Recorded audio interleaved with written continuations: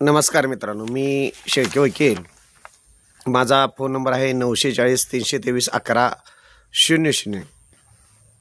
आजच्या व्हिडिओमध्ये आपण फार महत्त्वाची गोष्ट पाहणार आहोत.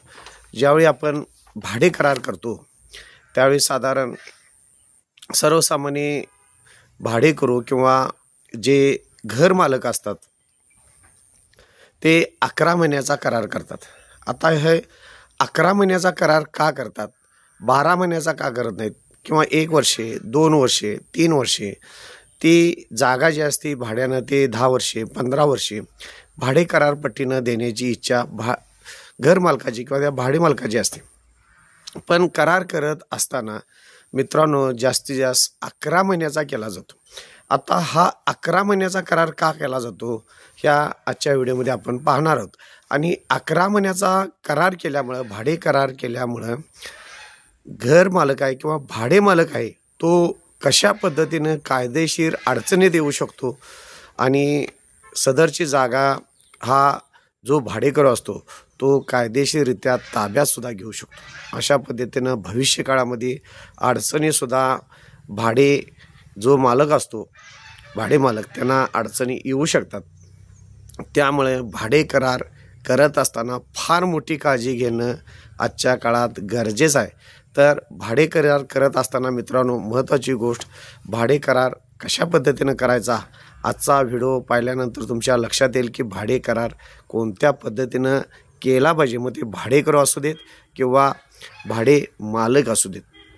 आजच्या व्हिडिओमध्ये महत्त्वाची गोष्ट मित्रांनो आपण पाहूया की ज्यावेळी 11 महिन्याचा भाडे करार केला जातो त्यामध्ये सदरचा भाडे करार रजिस्ट्रेशन ॲक्ट प्रमाणे रजिस्ट्रेशन करायची गरज नसते.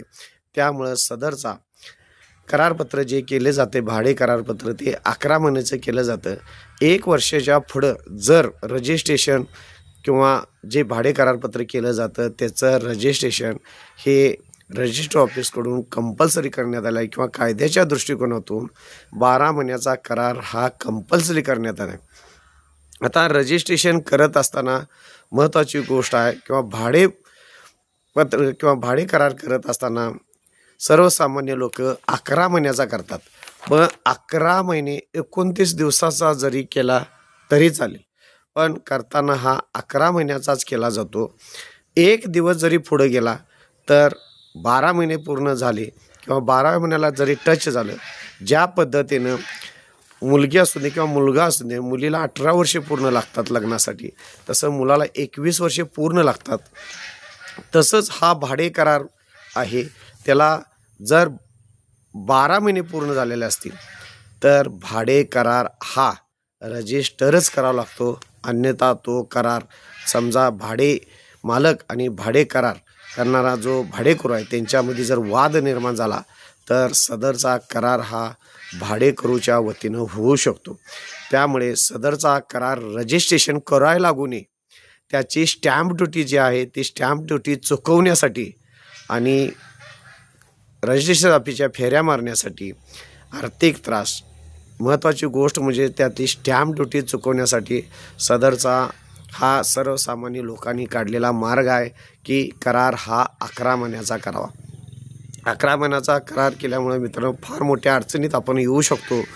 त्यामध्ये असं सुद्धा नमूद केलं जातं 11 महिन्याच्या करारमध्ये सदरचा करार प्रत्येक वर्षी दोघांच्या संमतीनं वाढवण्यात येईल आणि त्यामध्ये प्रत्येक वर्षी 10% भाडं वाढ करण्यात येईल. आणि ह्याच मुद्द्यावर भाडे मालक हा पूर्ण अडचणीत येतो.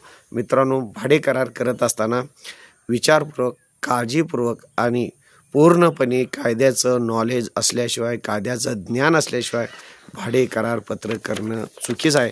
त्यामुळं भाडे मालक हा पूर्ण अडचणीत येऊ शकतो आणि त्याचे परिणाम ज्यावेळी भाडे करू जो असतो त्याच्यावर केस दाखल करतो रिसर, त्यावेळी भाडे मालक हा अडचणीत असतो. आता ह्यातल्या महत्त्वाची गोष्ट म्हणजे 11 महिन्याचा करार केल्यानंतर भाडे मालक असू दे किंवा भाडे जो भाड्याने घेणार आहे भाडेकरू असू दे, ह्या दोघांनी जरी निम्मी जरी स्टॅम्प ड्युटी भरली तरीसुद्धा चालत असते, पण दोघंही पैसे शासनाचे कर वाचवण्यासाठी, स्टॅम्प ड्युटी वाचवण्यासाठी भाडे करार हा 11 महिन्याचा करत असतात. त्यामुळं सदरची गोष्ट ही पूर्णपणे बेकायदेशीर आणि चुकीची आहे.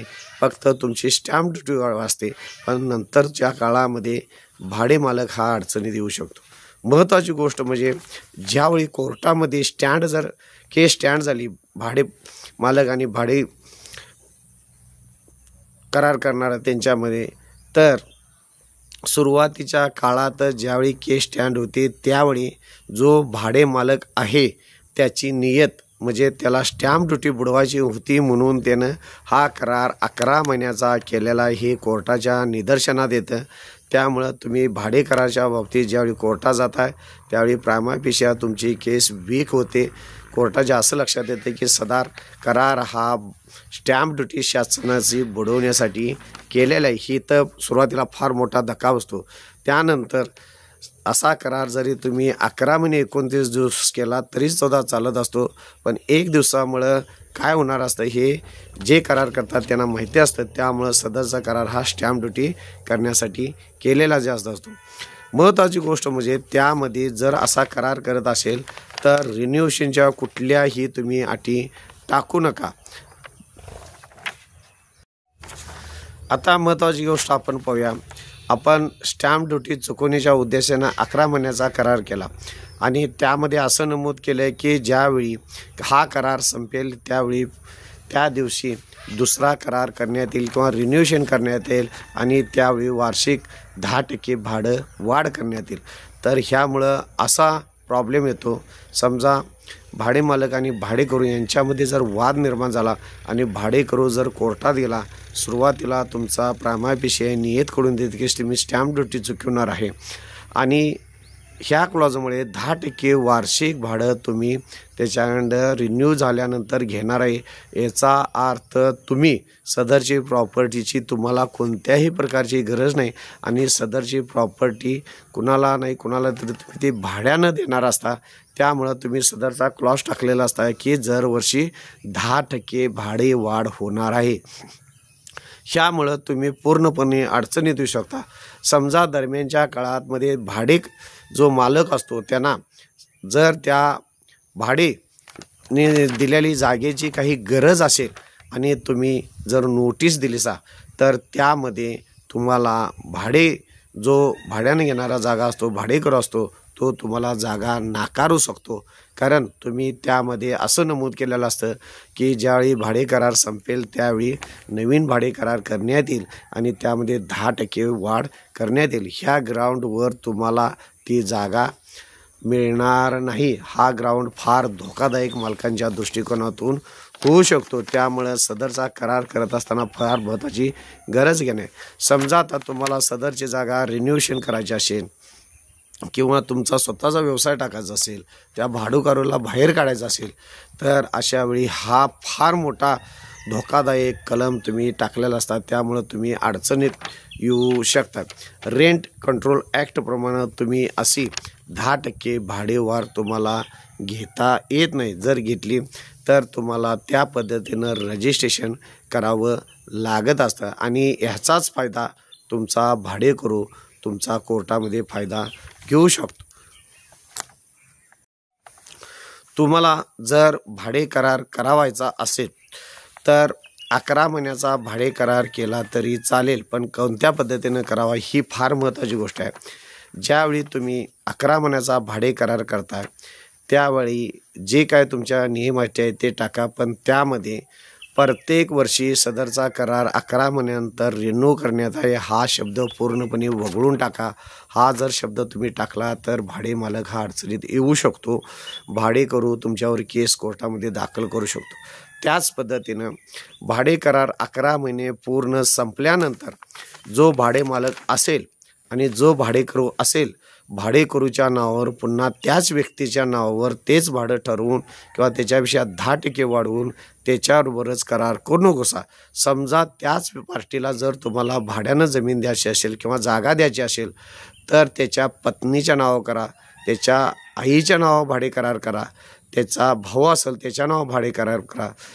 करार करत असताना महत्त्वाची अशी तुम्ही गोष्ट पाळली पाहिजे. गेल्या वेळी जो करारपत्र झालेला आहे भाडे करार, तो पूर्ण सेपरेट दिसला पाहिजे. आणि आत्ता तुम्ही रिन्यू करून त्याच पार्टीला जर किंवा त्याच भाडेकरूला जर ते भाड्यानं घर देणारा असाल किंवा जागा देणार असाल तर सेम पार्ट्या होता कामा नये, सेम नैमाटी होता कामा नये. गेल्या वर्षी जे काय तुम्हाला भाड्यानं दिलं तर असा काय मुद्दा त्यात येता कामा नये आणि इथून पुढं तुम्हालाच देणार आहे असं पण त्यात नमूद होता कामा नये.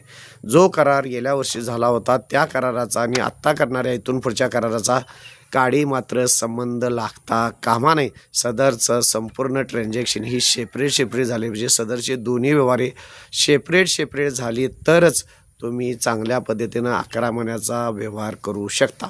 अन्यथा तुम्ही जे काय 1 वर्षे 2 वर्षे 3 वर्षे 4 वर्षे जे काय करारपत्र करणार असाल त्याची रीतसर नोंदणी करून जी काय सरकारी स्टॅम्प ड्युटी असेल ती स्टॅम्प ड्युटी व्यवस्थित भरून तुम्ही भाडे करार करू शकता.